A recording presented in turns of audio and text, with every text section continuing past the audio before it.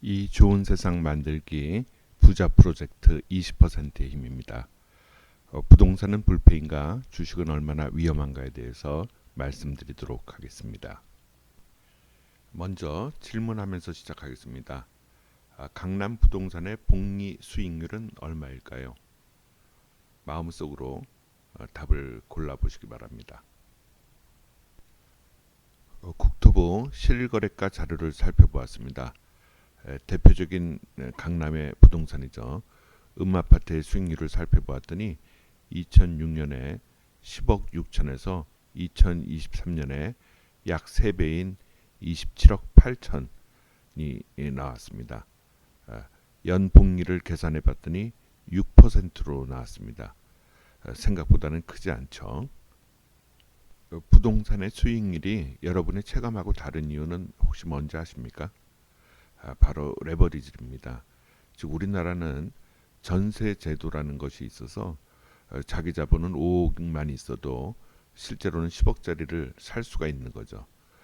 또 하나의 레버리지는 그동안 저금리 대출을 이용해서 집을 살 수 있었던 겁니다.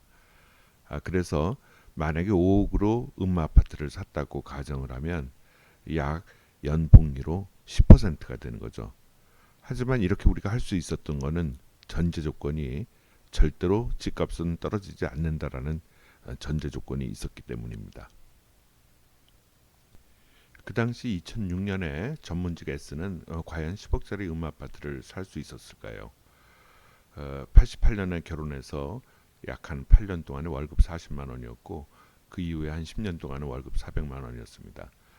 그리고 풍납동에 집을 하나 갖고 있어서 자산은 만약에 한 푼도 안 쓴다고 가정을 했을 때 약 한 8억 정도를 갖고 있는 거죠.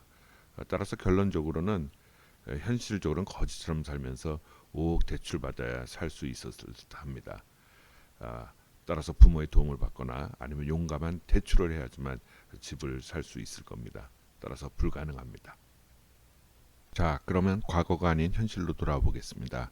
2024년에 회사원 S는 10억짜리 서울 평균가 아파트를 살 수 있을까요?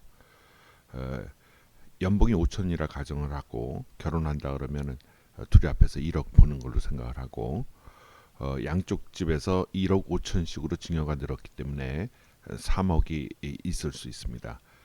그리고 연봉 1억 중에서 반을 저금한다 그래서 5천만 원씩 14년을 저금을 하면 그러면 이제 10억이 되는 거죠. 따라서 현실적으로는 향후 14년 동안 집값이 안 오른다는 가정 아래 부모 도움 받아 살면서 눈치 보며 생활해야 됩니다. 따라서 현재도 불가능합니다. 과거나 현재나 집 사는 것은 불가능하다고 봐야죠. 소득 대비 주택 가격 비율을 나타내주는 PIR, Price Income Ratio라는 것이 있습니다. 2018년 전에는 9 이하인 적도 있었는데요. 2020년에는 11.7, 21년에는 14.1에서 지난해는 15.2배입니다.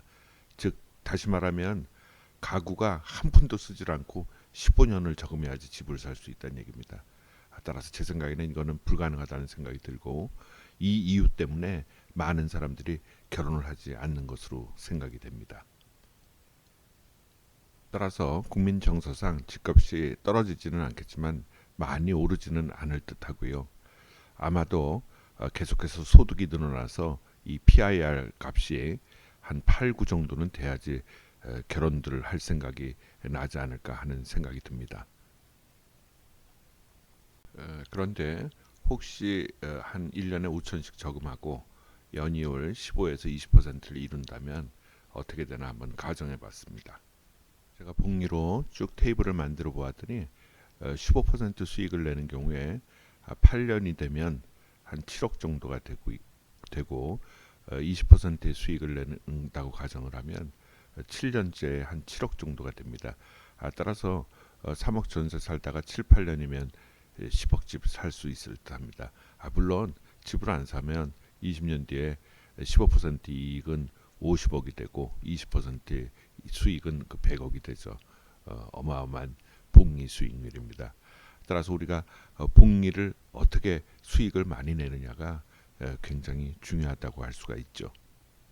여러분 부동산은 정말 안 떨어진다고 생각하십니까? 옛날 기사를 찾아보면 이런 말이 있습니다.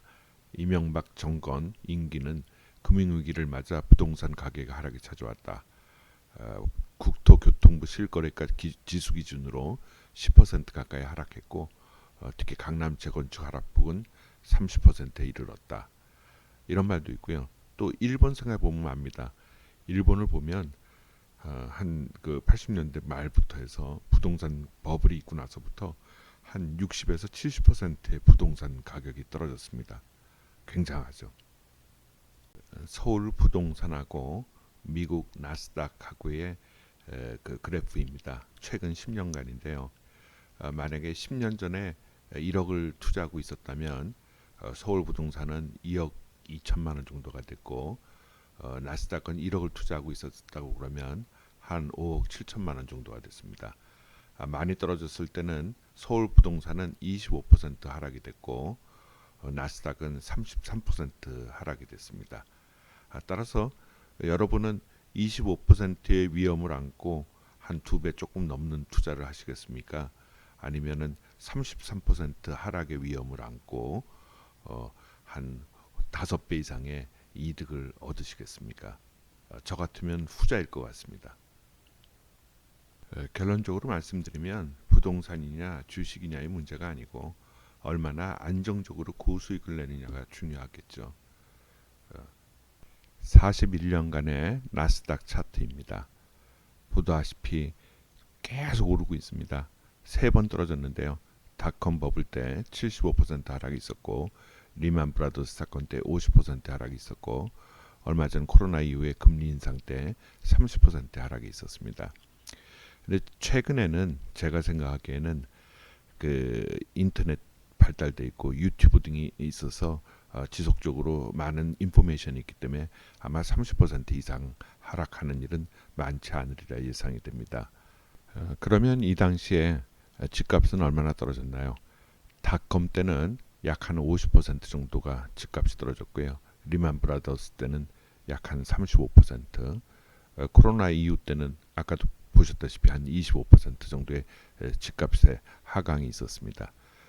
따라서 나스닥보다는 좀 하락폭은 적지만 하지만은 그 배수 자체가 워낙 나스닥이 크니까 이윤이 많은 나스닥에 투자하는 것이 부동산에 투자하는 것보다는 더 낫다는 것을 알 수 있습니다. 나스닥의 상위 100개 기업의 복리 연수률을 따져보았습니다. 85년도에 나스닥 100 지표가 만들어졌는데요. 기록 이후에 연 14%의 수익입니다. 2007년 리만 전의 최고가부터 만약에 투자를 시작했더라도 연 14%의 수익을 낼 수가 있었습니다. QQQ라는 ETF가 있는데요. 이 QQQ는 2011년도에 상장이 됐습니다. 그래서 이때부터 23년 말까지 계산을 하더라도 1년에 17.8%입니다. 즉 아까 이야기한 15%에서 약 한 20%의 수익을 낼 수 있는 거죠. 즉 우리의 젊은이들이 7년 혹은 8년이면 집을 살 수 있는 수익률이라 할 수 있겠습니다. 따라서 나스닥에 투자해야 되겠죠. 1억 복리의 20년 미래를 살펴보았습니다. 10% 이익이면 1억에 6.7억, 15%면 16억, 20%면 38억, 25%면 86억이 됩니다. 음마와 같은 아파트 10억짜리로 투자를 했다고 치면 10% 이익이면 67억, 15%면 164억, 20%면 380억이 됩니다. 따라서 향후에는 집에 투자를 하기보다는 부동산에 투자를 하기보다는 나스닥에 투자를 하는 것이 맞다고 봅니다. 지금까지 부동산은 불패인가 주식은 얼마나 위험한가에 대해서 말씀드렸습니다. 다음 시간에는 나스닥을 어떻게 하면 안전하게 편안하게 투자할 수 있는지 그 방법에 대해서 설명드리도록 하겠습니다. 감사합니다.